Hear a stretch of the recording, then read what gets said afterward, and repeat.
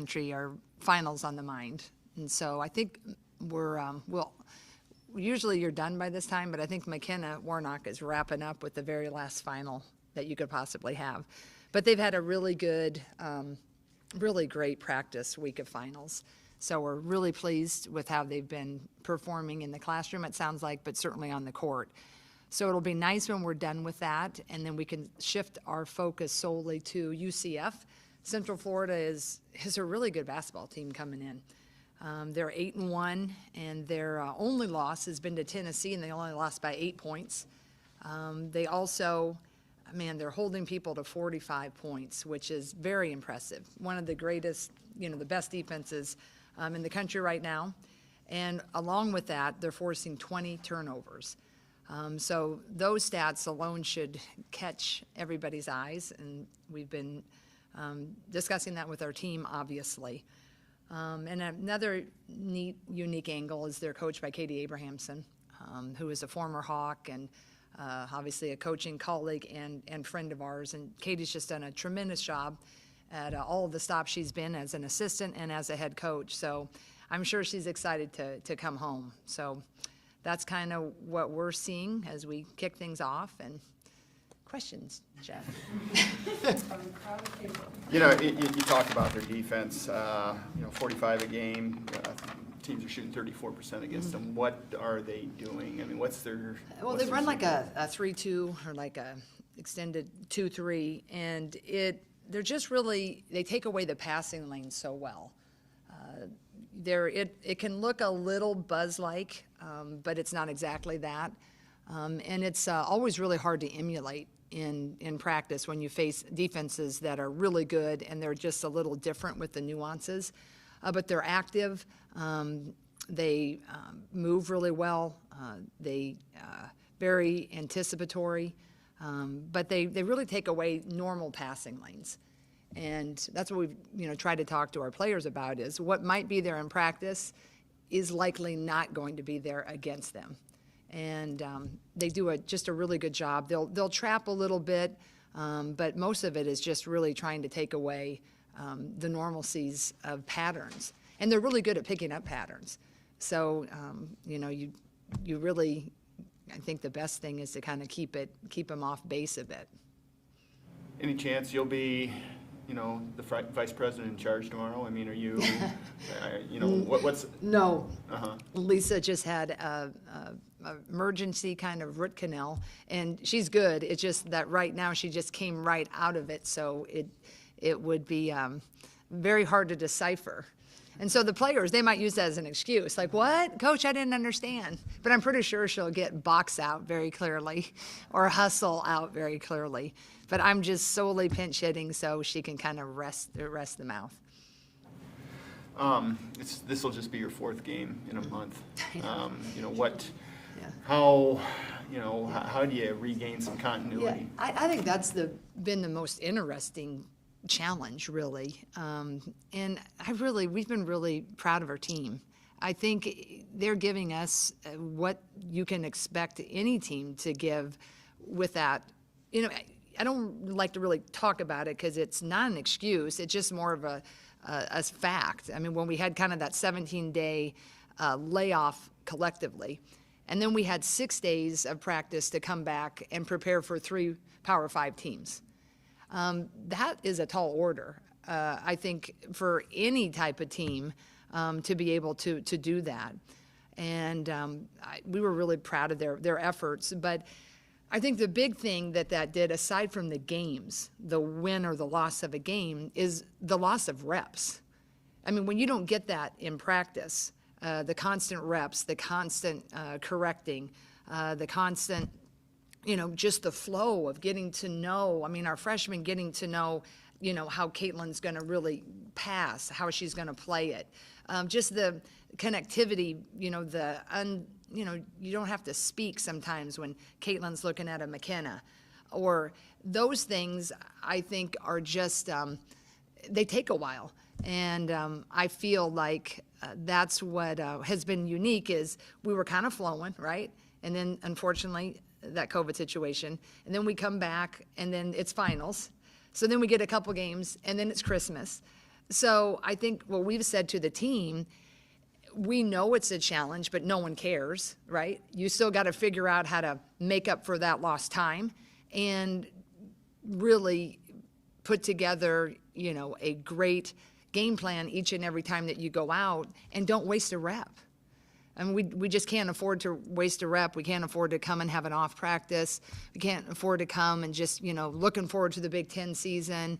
I mean, everything is such a gift. Everything is such an opportunity to get better.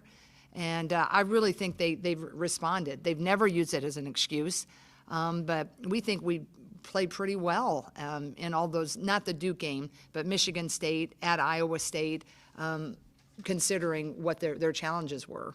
And now that truly is in the rearview mirror, but it's just been a unique coaching challenge. I'll say that.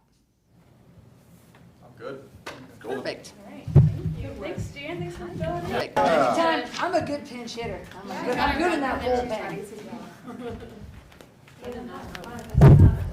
Guys, I'll see you practice. See you later. All right. Thank you, Jeff, for coming. Yeah. Appreciate your coverage. You bet. See you. Bye-bye. Thanks for filling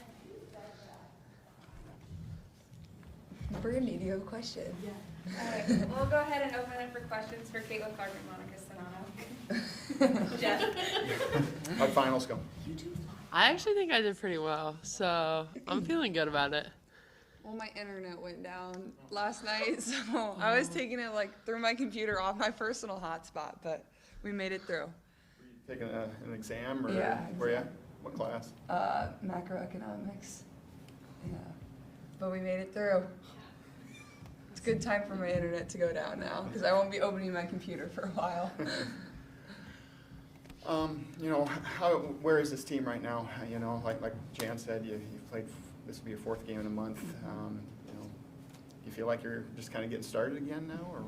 Yeah, I think we're really looking forward to some consistency coming up here after Christmas, having some more regular games. But I think like Coach Shea was saying, that every practice we've been going game speed, really working hard to stay in shape and to stay sharp for the teams coming up. But yeah, I think we're really looking forward to finally having some different opponents other than ourselves.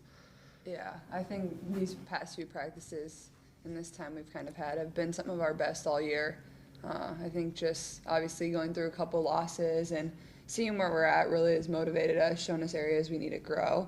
But yeah, I'm excited for Christmas, but I'm also more excited for after Christmas to get some consistency. And Big Ten play should be exciting. Tell me, what do you see on film when you see their defense? Or do you guys do a lot of film watching in prep for these games? Yeah, we do. Obviously very unique, not really something we've ever really seen. The only team we could really relate it to, which we haven't played this year, is Northwestern. And I would still say it's quite a bit different, or something like UNI's kind of buzz defense that they can do sometimes. But yeah, they're super athletic. They want to turn you over, and defense is what they hang their hat on. So we know we really have to be sharp, and we've been working on it for quite some time, which is good, I guess, if we have this break. We have a lot of time to work on something that we really haven't seen before. But yeah, I think it'll be a challenge for us. They made it to the second round of the NCAA tournament, and these are the type of teams that you want to play. Not teams you always see in your conference, but when you make it in postseason, these are the teams you can get matched up with. So I think it'll be a good challenge for us. What do you see when you see them in the paint? Yeah, I think they're really physical in the paint. They do a really good job of crashing. They look for high lows a lot, which is something that we're going to have to do a good job of defending. But they're just really, really good post players, really athletic, really agile, great hands. So it's going to be a fun defensive matchup.